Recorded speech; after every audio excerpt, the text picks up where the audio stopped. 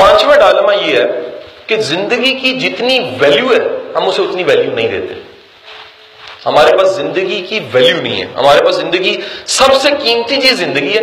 आप लोगों को 10 रुपए की खातिर 5 घंटे की लड़ाई करते देखेंगे, महावरतन बोल रहा हूं। इसका मतलब ये है कि जिस मुआवजे में चीज हो रही है उस मुआवजे में बनती नहीं है। कहां 10 रुपए, कहां 5 घंटे। 5 घंटे वापस नहीं आ सकते।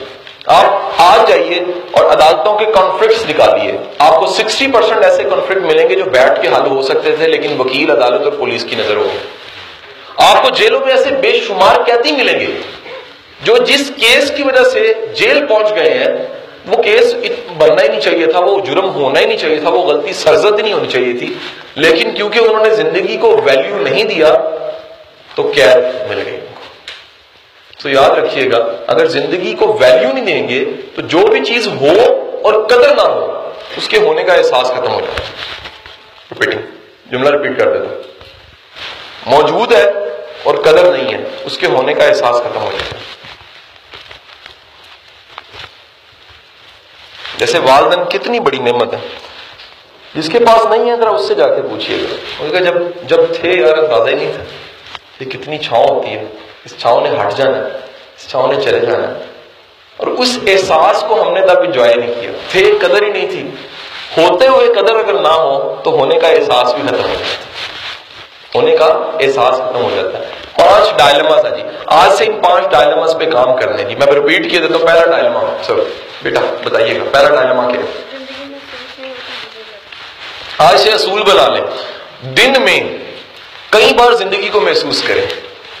थर्ड असाइनमेंट, महसूस करने का तरीका बता देता हूं। Third assignment is the book name is power of now. Now, लम्हा मौजूद की ताकत। इसका तर्जुमा भी मैंने करवाया, लाहौर में किसी पब्लिशर ने प्रिंट किया। अडार टोली की किताब है, मरूफ किताब है, जबरदस्त। Power of now.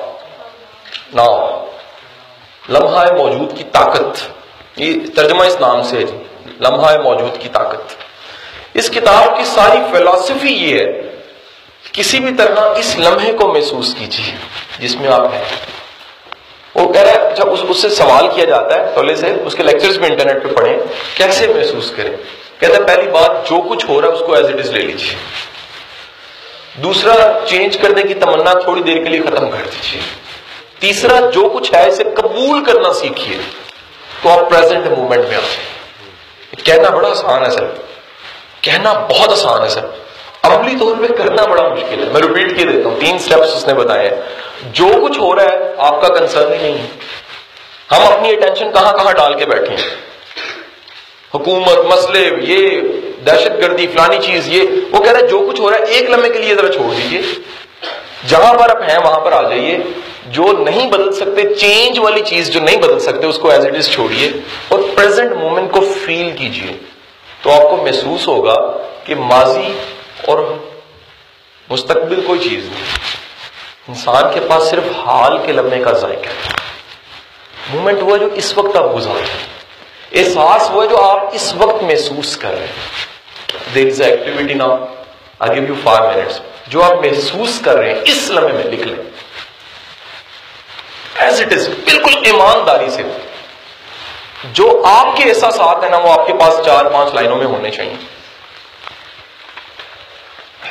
जितना ईमानदारी से इसको करेंगे तो ये रिपीट होनी, उतना एंजॉय करेंगे इस एक्टिविटी को। आपके एहसासात जो आप महसूस कर रहे हैं इस वक्त,